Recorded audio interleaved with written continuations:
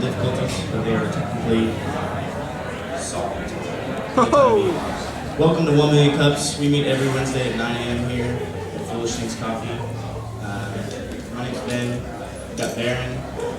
Dustin is out today, but we've got Tim, Kirsten, Kristen. We're all here to help you ask questions and facilitate an awesome presentation. So this morning we have Sean from EveryEventGives.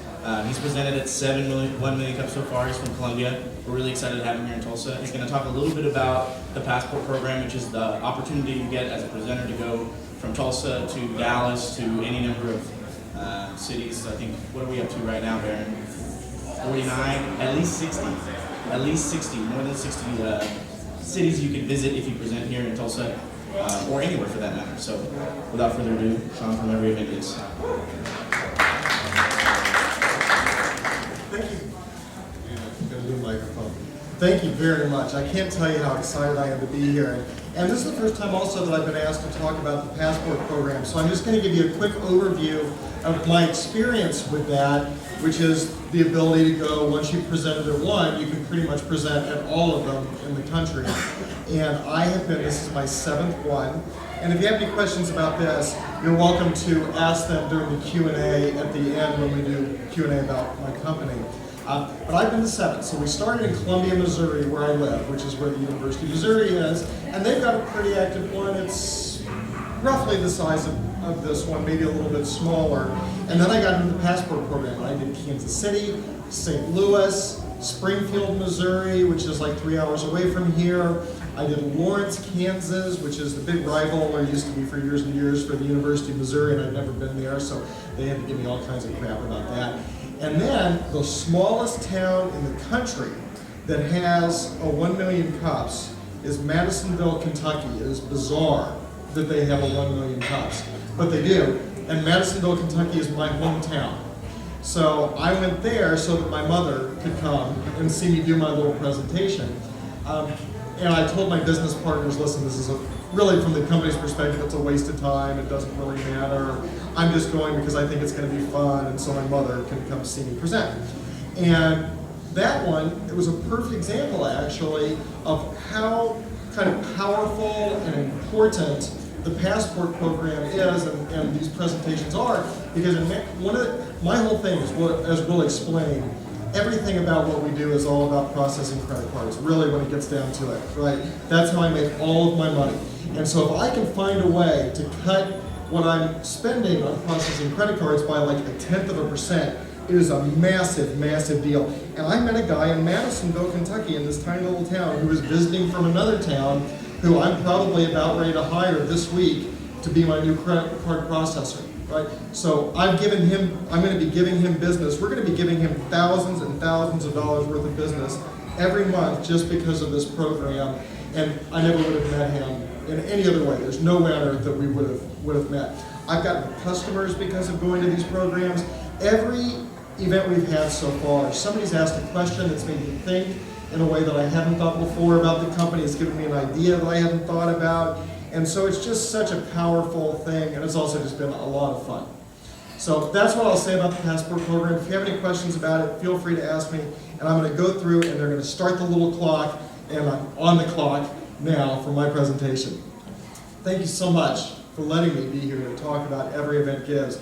It is my passion, it is my excitement, it is why my wife doesn't see me quite as often as she would like to. It is, to me, it's an amazing, amazing thing in my life, and I'm so excited to talk about it. The last 24 hours has been, frankly, pretty indicative of a lot of what happens with my company, but in the last 24 hours, we added a $10,000 investor.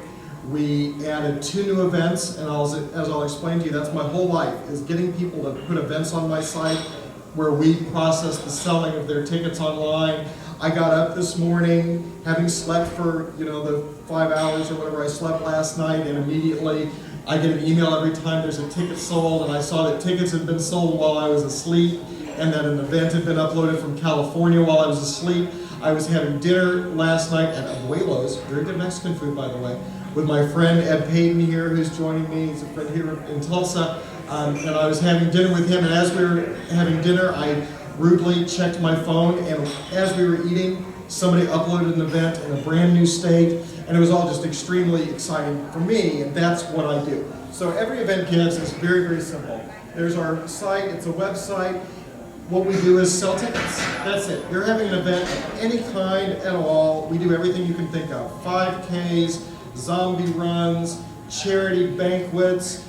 We're doing one of the events that has been loaded in the last day is a housing conference. We're doing a Teenage Mutant Ninja Turtles event in California. We're doing a bunch of sales events in Massachusetts. Right now we're in, I lose track a little bit, but we're in 16 states and the District of Columbia. So we're adding new states every week, most weeks. We're adding new states most weeks. And one of the things that sets us apart from others who do what we do, and there are some others who do what we do, is we give 50 cents of every single ticket sold to the charity of the event host's choice, which is indicative of kind of my story, which is a combination of activism, really a social activism and political activism and those sorts of things, and entrepreneurship. And so our company really merges those two passions. Building an incredible company that does fun things and changing the world just a little bit at a time. That's what we try to do at Every Event Gives. Love of business, commitment to philanthropy. Doesn't that sound great? Okay, here we go. So the challenge really is just, what we do is we provide services to independent planners. They need an easy way to sell tickets online. We help them, and at the same time we promote a term that we coined, conscience-driven capitalism, which I guess I should put a little TM there because we trademarked that phrase, and it's the idea not just that a company will give to charity, but that it will integrate giving into every single sale, so it takes it to a new level. If Amazon did what we do, if they gave 50 cents for every transaction that they made, not every single item they sell, but just every transaction. So 50 cents for a $10,000 transaction if they wanted to, right? If they did that on Internet Monday, which is the Monday after Black Friday, they would have given $36 million to charity, just 50 cents at a time. So this is a powerful concept.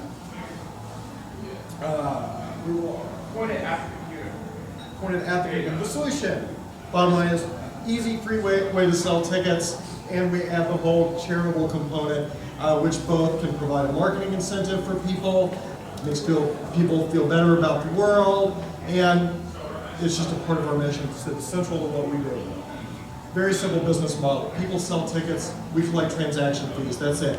Every ticket that sells, we sell tickets for anywhere from $10 to, I sold a couple tickets yesterday for $350 for an event. We collect a very small transaction fee, and it just adds up.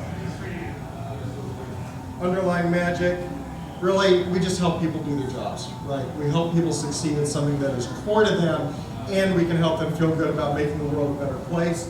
Marketing and sales, we use direct sales for local customers, but honestly, that's not a big focus for us. We care about the whole rest of the country, adding states every day. I can go into more details about this. It says 15, we're now in 16 plus the District of Columbia, or maybe 17, I lose track a little bit. Our email program is pretty cool. Phone contact, social media, media relations, I can go into detail about that during Q&A if you want. Competition is, really there's one big company, there's Eventbrite. They have 25% of the market. The rest is mostly divided up between like another 258 companies, right? So it's a big deal. I have 1 minute, and I'm gonna wrap this up in 1 minute. But it is a very splintered market that provides room for us. So that's why we're growing. Literally every week we add new events. And as I said, like in the last 24 hours, we've added 2 events, and that's not uncommon. We've added as many as 4 events in a 24-hour period. Someday eventually we'll be doing 100 events probably in a day. Uniquely qualified management, I'm happy to talk about that, but like for me as the CEO, I created and ran a successful marketing firm, created and ran a successful event management company, worked for a $700 million e-commerce company and helped lead their marketing department. So in terms of doing a business like this, really, we got superstars. I'm the least of the superstars we have. Financial projections, everything we do is focused on events and hosts, selling tickets, and investment dollars. And I'm not asking for money here, but if you have any questions about that whole process I'm deep in it. Like literally, I gotta run from here to make it to a 4:30 investor ask meeting when we get home. Today and moving forward, it's working. We're in a bunch of states. We're making a bunch of money, and that's it. Life's good. We're giving to charity every single day. Open up for questions.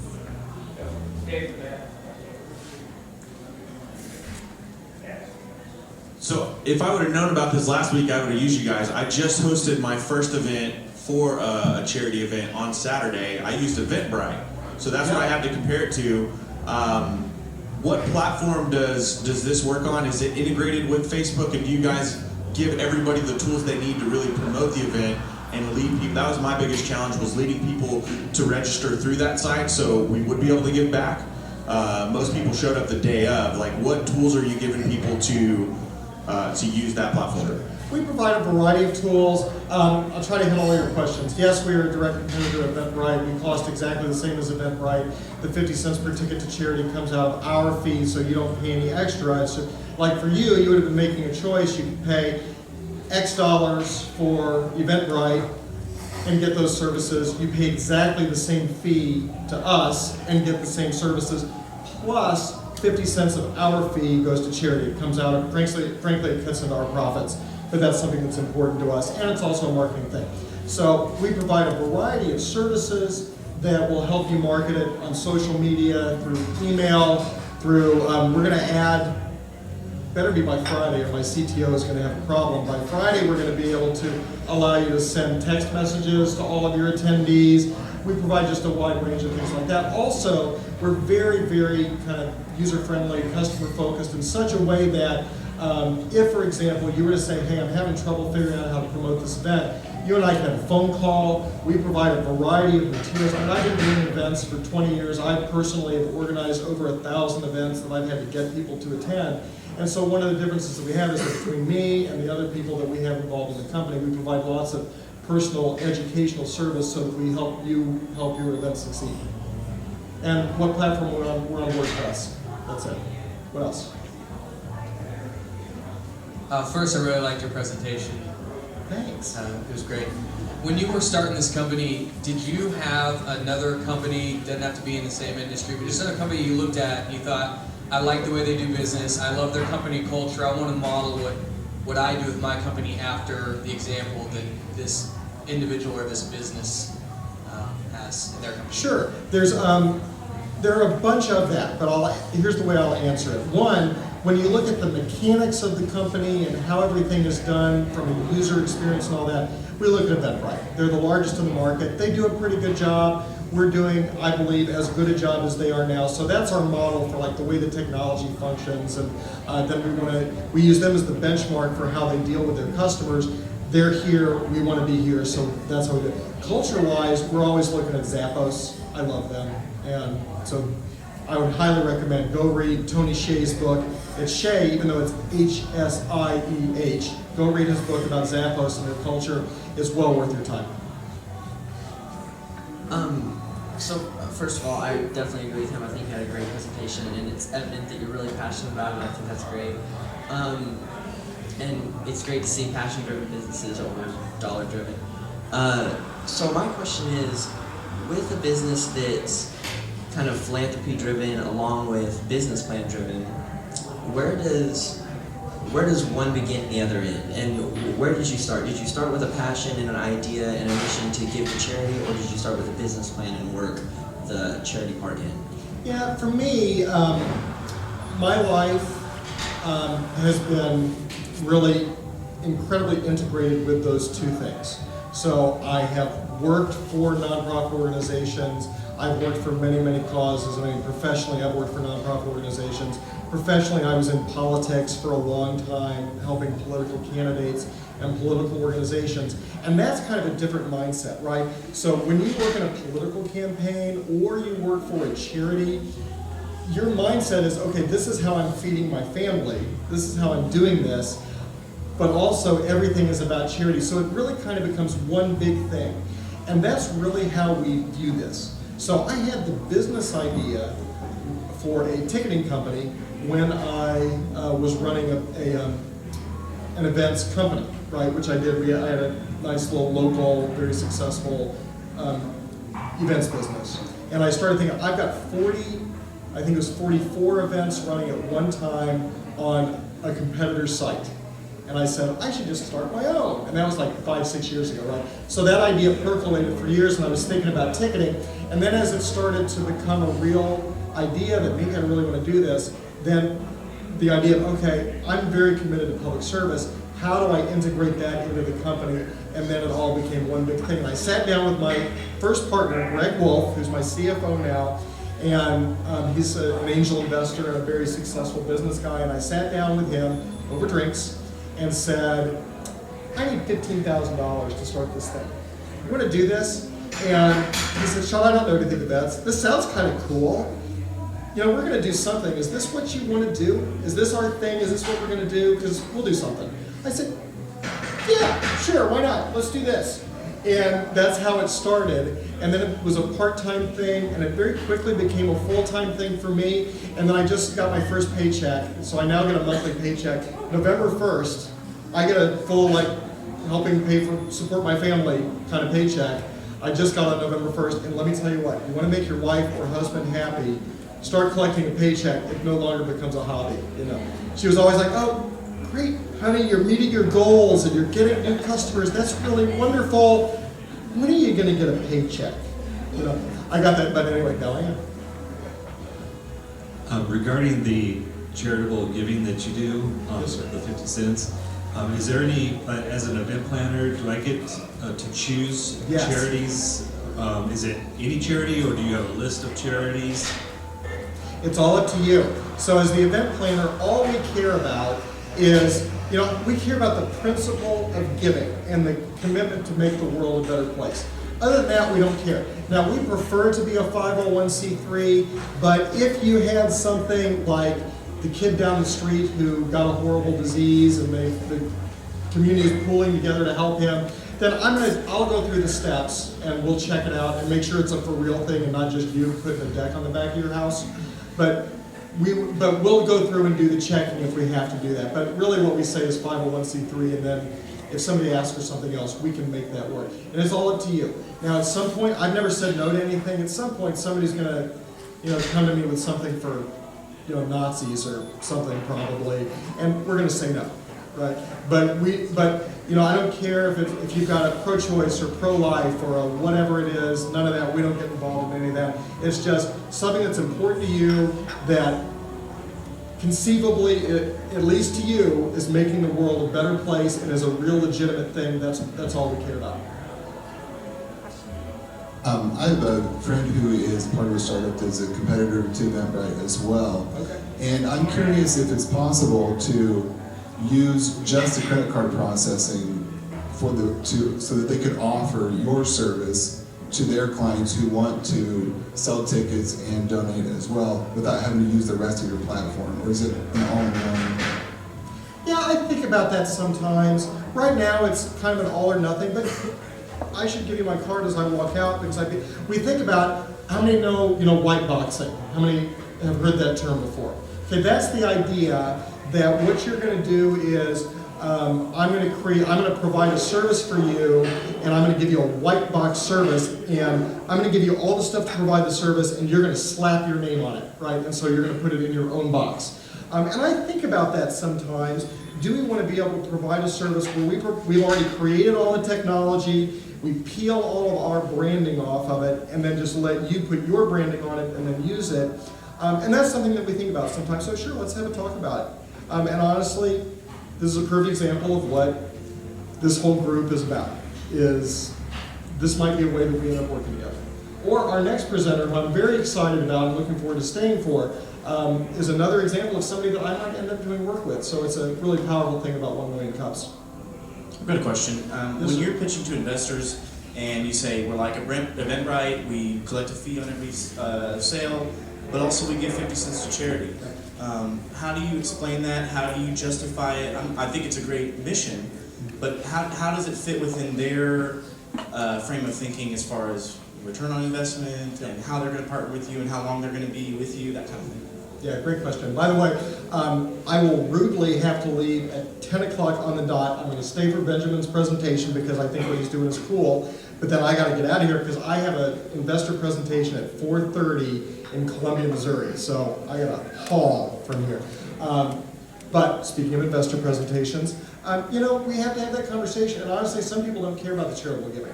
I have people all the time who say, but won't you make more money if you don't give 50 cents to charity? I say, well, yeah, but you can go somewhere else for that. Somebody says, couldn't you give 25 cents? Yeah, we could. 50 cents seemed real for us, and now we're kind of in there. That's kind of our thing. But, you know, who knows? Maybe someday we'll give more or less or whatever. Really, it appeals to some people. It doesn't appeal to some people. And the main way we deal with it, the fact is, if everything works out, then at about the end of year 3, we're going to be generating about $1.7 million in addition to the nearly $500,000 that we would have given to charity. And that mostly answers that question when investors have it.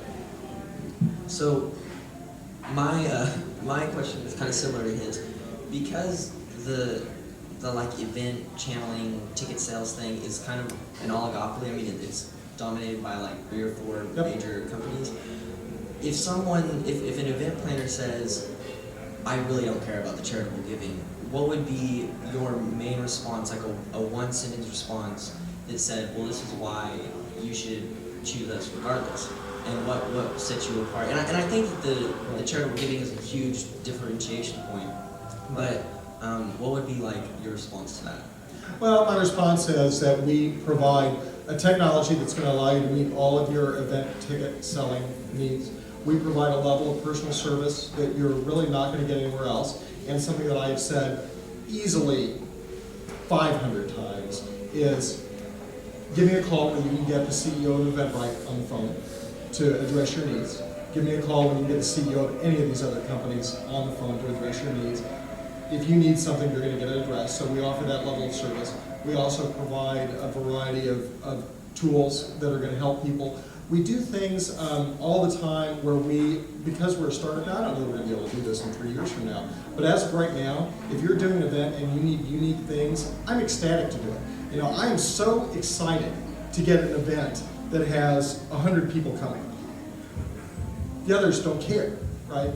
They care about adding 100 events or 500 events. So right now, you can come to us and be in a place where you're unique and special and where you can get as much attention as you need, and that's part of the answer to that. Now, some people say, yeah, I don't care about the charity at all, and I can't do anything about that. All I can do is try to offer them really excellent service and an excellent relationship.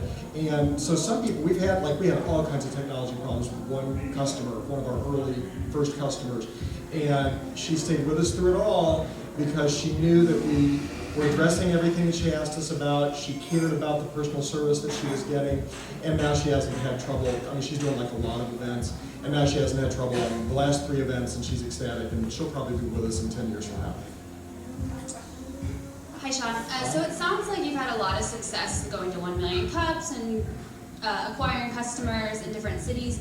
But what's your national sort of sales strategy beyond that? Because I know when I Googled event services or online event services, didn't see anything. Right. So what does that look like on a larger scale? Sure. Well, on a large scale, some of it, honestly, is a little bit proprietary and secret, which sometimes people say when they don't have a real answer. I actually do. There really is some stuff we're doing that is proprietary and secret. But we have a very aggressive email campaign. And really, 99% of the customers that we've gotten so far have come to us through an email program meaning like a program written down on paper, not a computer program, that we invented, and that is different and that I've never seen anywhere else, and we get customers from it every single week. And that's it. So what we're doing is we're reaching out to people who are really great customer prospects that are defined in a very unique way and that we have identified, and we have an incredibly high response rate that is much higher than any other email program I've ever seen of people who are interested in our service, and then an incredibly high, and by the way, in e-commerce, incredibly high gets into the oh my God, you're getting 3%, I'm gonna, have a heart attack, right? So when I say incredibly high, I don't mean 80%, I mean 3, 4, 5%, which is incredible in the e-commerce world. And we have a conversion rate that is incredibly high, and honestly is working really well. And there's no reason technologically or for any other reason why that's a system that won't work. We expand it. We just doubled the size of that program, and we're scheduled to double it every 2 months for the foreseeable future, and there's no reason that that program will not double. So like right now, we email 200 people every day, and we will be up to 500 people every day within about a month and a half, 2 months and a half, within 3 months. Okay, well, the last question is, of course, what can we as a community do for you? Tweet about how wonderful we are. Go to our Facebook page and like us. Those are really the two biggest things. The third thing, and some people know people and some people don't, but we want events. That's it. So if you're talking to somebody who has an event that they're selling tickets for and they don't have an easy way to sell tickets online, which a shocking number don't, send them our way. It'll be the best favor you ever could have done your friend, because we'll do a really good job for them. They'll sell a lot more tickets, and they'll just love dealing with us, and they'll make the world a better place. So that's it. Refers business. Awesome. Thanks for coming.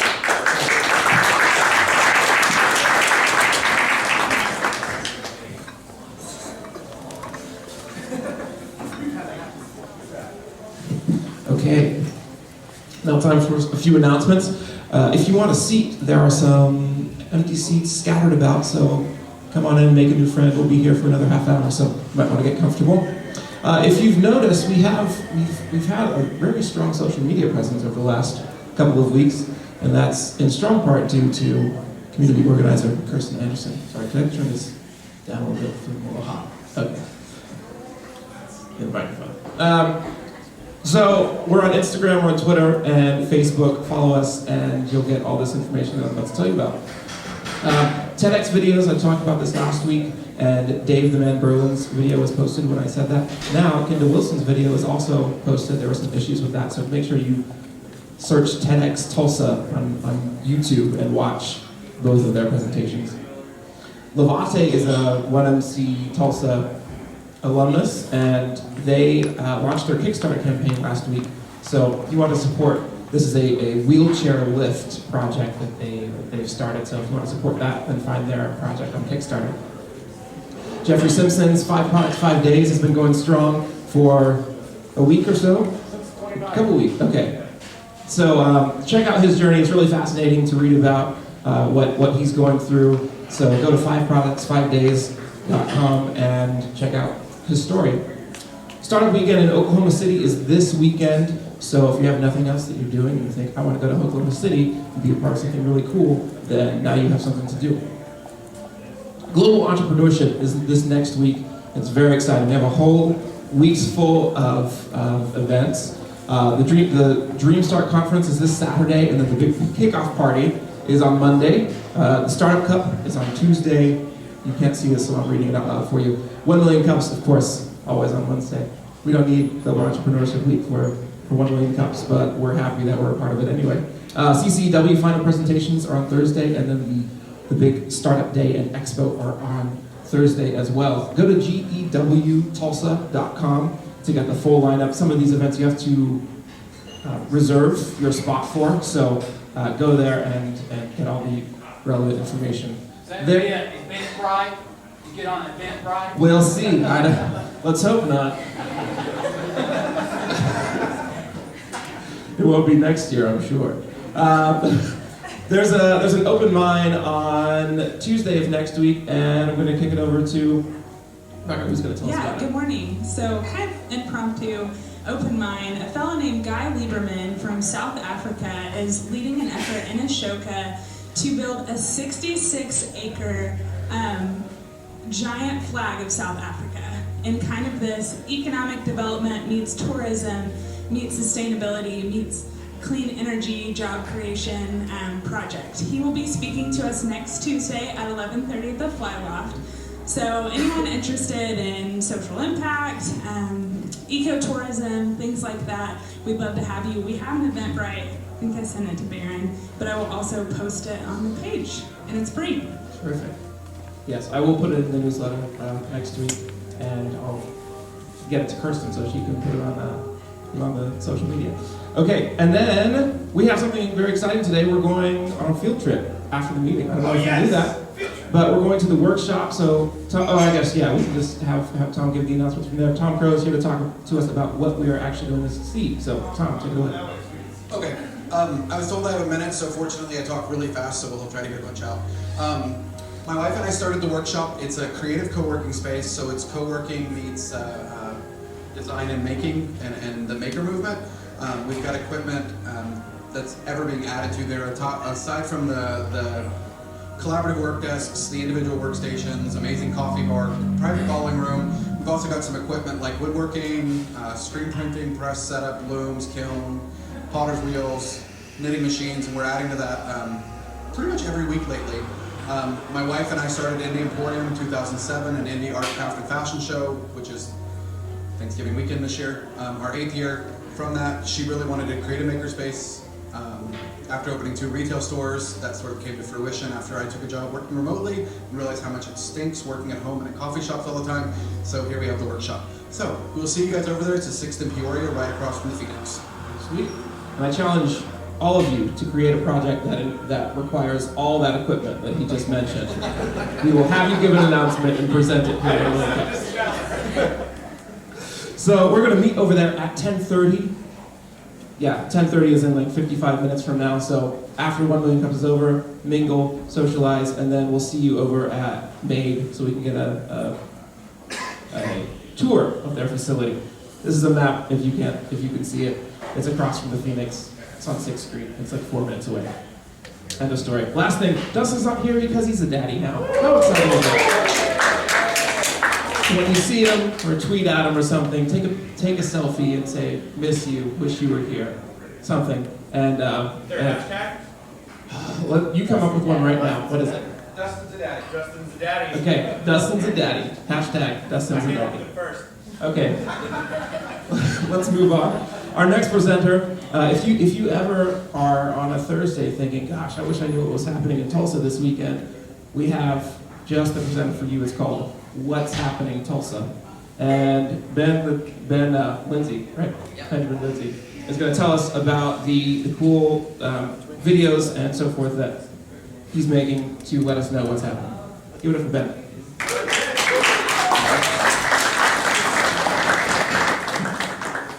All right. One time, I went to a gay club and didn't even know about it. Hello, 1 Million Cups. I'm Benjamin Lindsay, visionary and production manager for What's Happening Tulsa. And I want to make sure that you guys remember my name a little bit.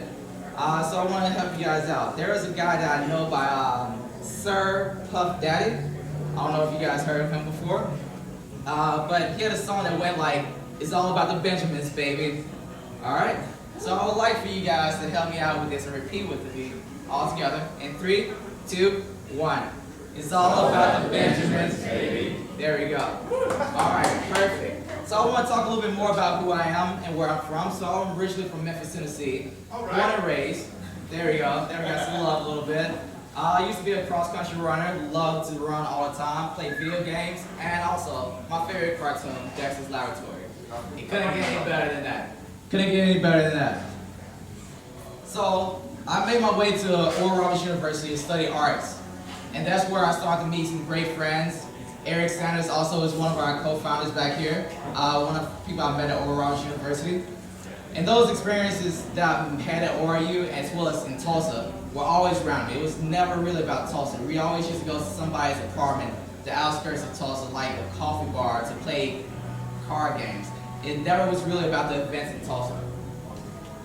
So the problem that I saw early on was that there wasn't a reliable source to notify people about events in Tulsa. Either there was zero advertisement or no great information source for that. And at the time, the Urban Tulsa was the only magazine that anybody knew of.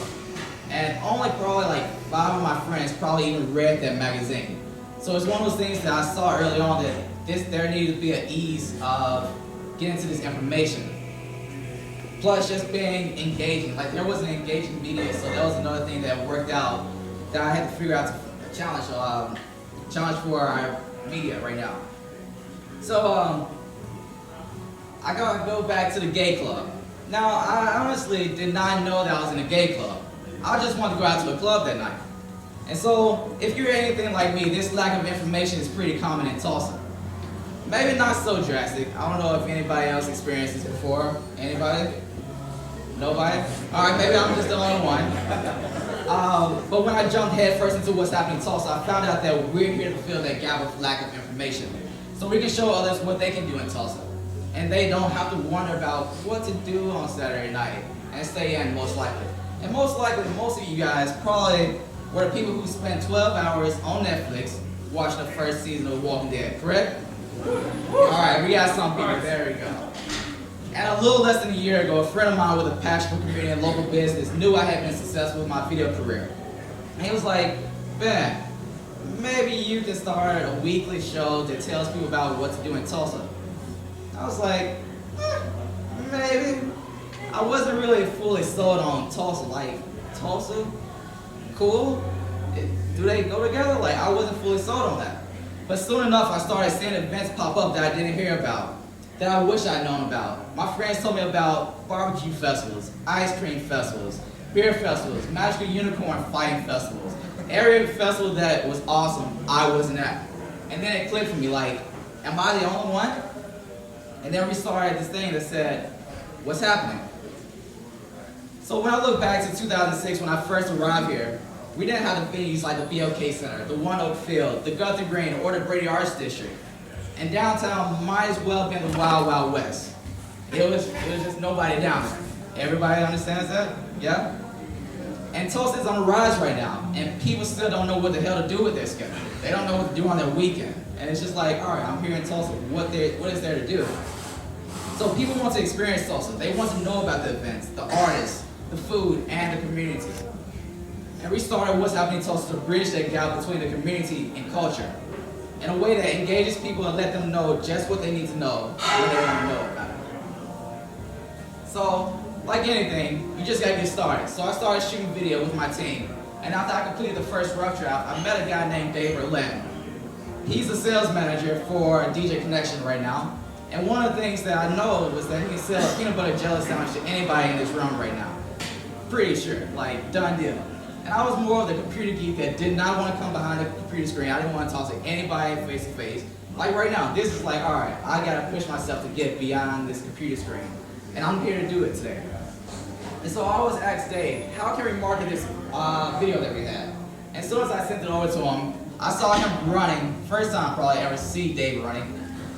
And he just ran with like this angelic like look on his face, just screaming all this gibberish, being like, this is awesome, like, we gotta do something with this. And so I was like, Dave, tell me more about it. And that's where I wanted Dave to come in. We got 45 seconds. Yeah. 45 seconds, I'll go in 30. So the idea to turn this into a scalable business is simply to connect all the elements of Tulsa through the incredible videos that Ben can produce. So joining the entrepreneurial community like we have right here, connecting them to the arts community, connecting the arts community to the sports and fitness community. They're all connected by events, which is kind of awkward because the presenter before was all about events. The events are what connect everybody together, like this event right here. Just by show of hands, who had never been to 1 Million Cups, but you saw one of the videos about 1 Million Cups on What's Happening in Tulsa? Okay? There's some Google Analytics right there. So there are some people that are here today because of videos that you've seen on that. So our job is to showcase all the elements, all the businesses, and connect everybody in Tulsa with what's happening. Okay, thanks. Awesome. Well,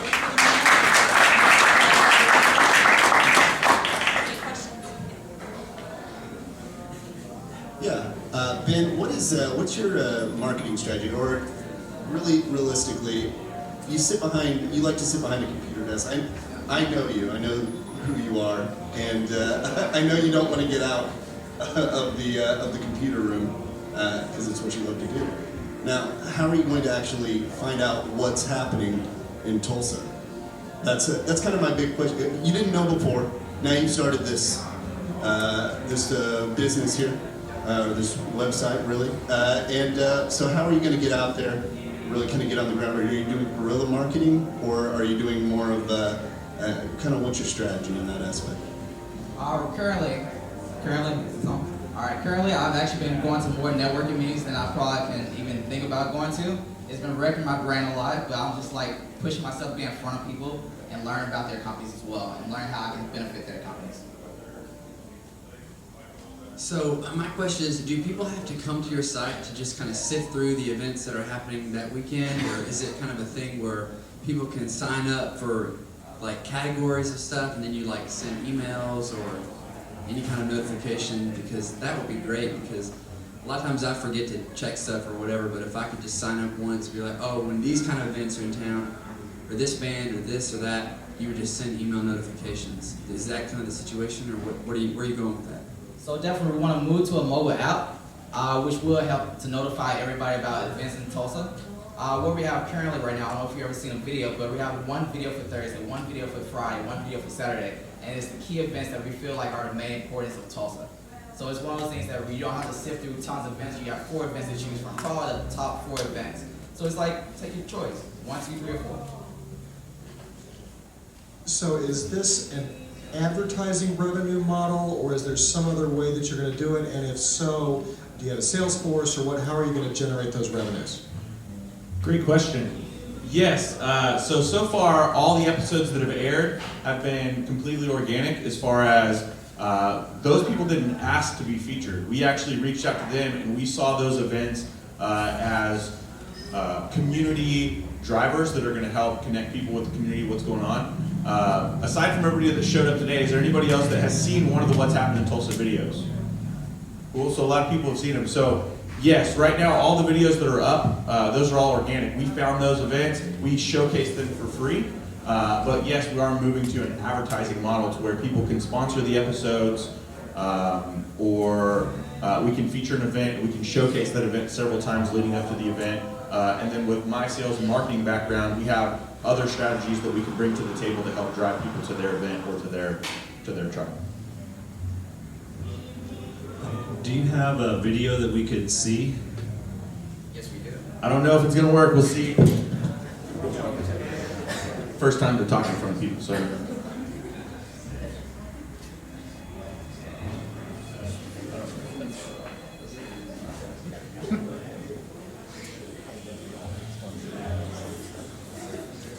Yo, I gotta see. Come close. No, I'll be close. It's Friday, yo. Turn up. We got footage straight from Oktoberfest. Y'all check it out.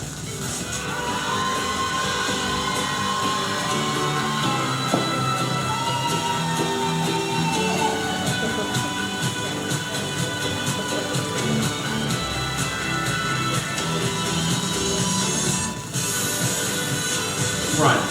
Oktoberfest is still in full effect, bringing in flocks of partygoers. No, where are y'all at? Come down, enjoy the German life with all the great bands and German music. Now I hope you practiced your chicken dance and brought your dancing shoes, because music is being played non-stop. We'll be there partying, so come dance with us. At 6:30 p.m., join Tulsa for a free screening of Freedom School. Now this film is about the growth and development of Tulsa and the role Booker T. Washington Hyde played in it during is first 100 years. Come see a slice of Tulsa history at the Governor. Now maybe, just maybe, you're disappointed in Oktoberfest. Nah, that ain't possible. But The Devil Makes Three is playing at the band. You'll enjoy a blend of bluegrass, old-time music, country, folk, blues, jazz, ragtime, and rockabilly at 8 p.m. Now if you're old enough to remember Tales from the Crypt, you remember being scared to sleep that night, right? Oh! Well, to bring those jitters back to life, Psychopath Haunted House is here to take you on a journey through the haunted forest on a dark and mysterious path. If you're brave enough, give it a try, I dare you. Gates open at 6 p.m. Admission begins at $15. Hey guys, there's more than enough events to make your heart palpitate with excitement. Now we're not going anywhere. We'll be bringing the fall season in right with Oktoberfest all weekend long. So we hope to see you there. This is what's happening in Tulsa, man. You know what it is.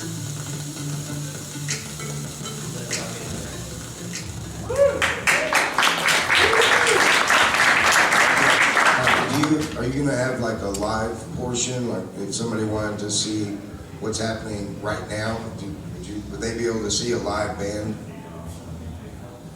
I would definitely love to incorporate that. Seemed like we went to Oktoberfest, and I would love to have did a live Oktoberfest.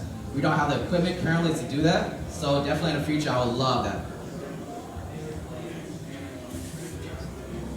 Do you have a targeted demographic that you're trying to reach?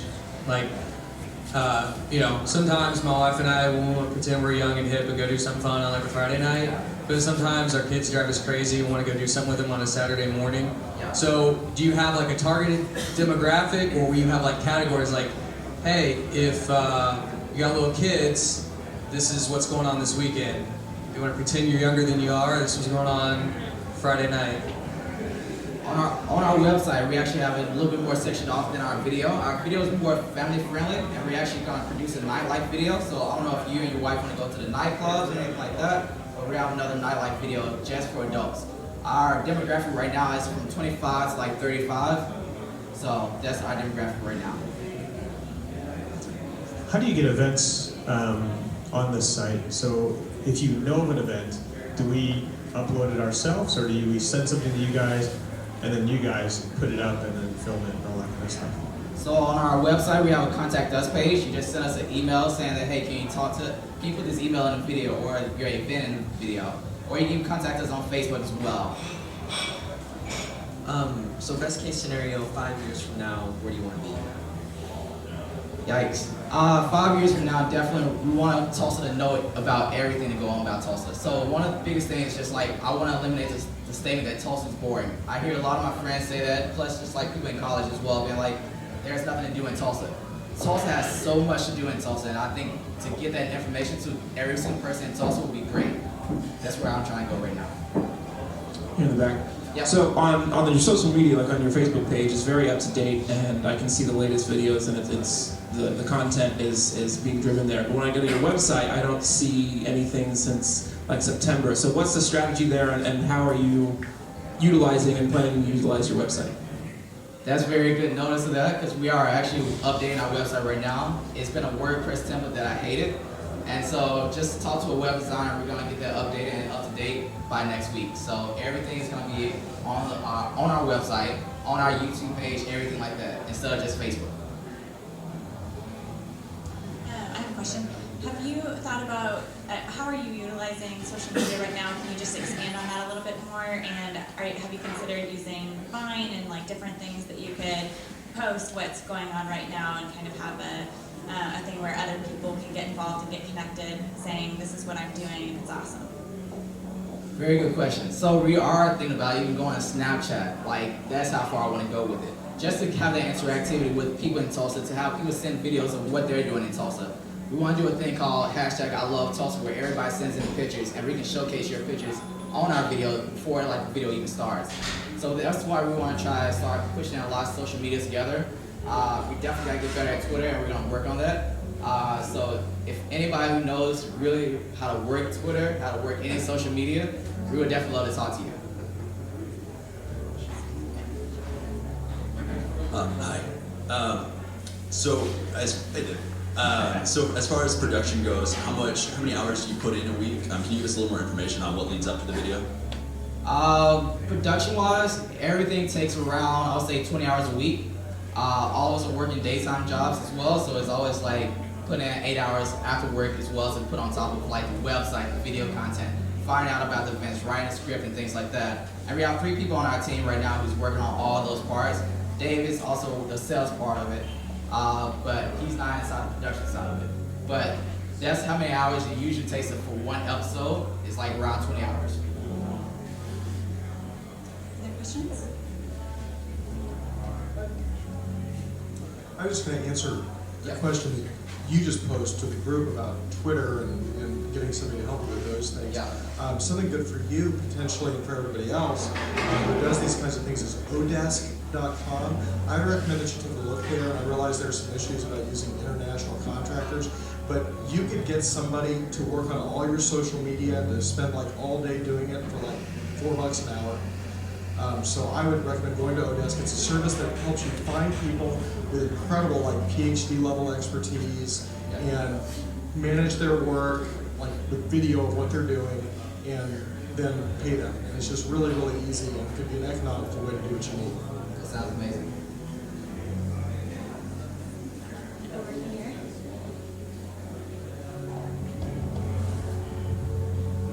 So it's a great idea. Yeah. Appreciate the info, but this has been done before several times, and what comes to my mind is Natasha Ball, who started Natasha Does Tulsa several years ago, and she kind of did the same path that you did with the social media interactions. She wasn't doing the videos, but she kind of parlayed it into some other things. Yeah. But my question for you is, what do you think is key for the long-term sustainability of this project that you don't start losing interest? And I guess that kind of pairs along with revenues. This has to be something that, in my mind, you would have to start generating some revenue so it's worth your 20 hours a week going forward. Yeah.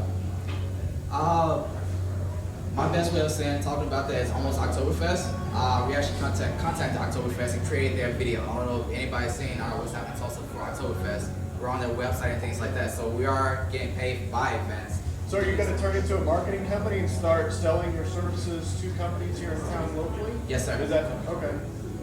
I want to touch base on that. So that's where I stepped in, was how do we take the marketing, consulting, sales side of this and bring it to those. So perfect example would be for Oktoberfest. So we actually got in a little late in the game for that, but for Oktoberfest, we were featured there. We went and shot every day they were shot and turned around a final product for them.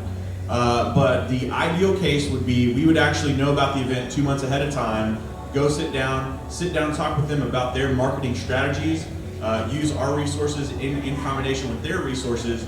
But the big kicker for us is for any event or for any business that we feature as part of what's happening in Tulsa, if we're going to be there shooting anyways, we're actually going to give them a free social media video for 1.5 minutes that they can have for their websites to do whatever they want with. We're already going to be there shooting it, but then we can use all the information from that 1.5 minutes and turn it into several marketable, smaller commercials for other avenues of marketing on our platform.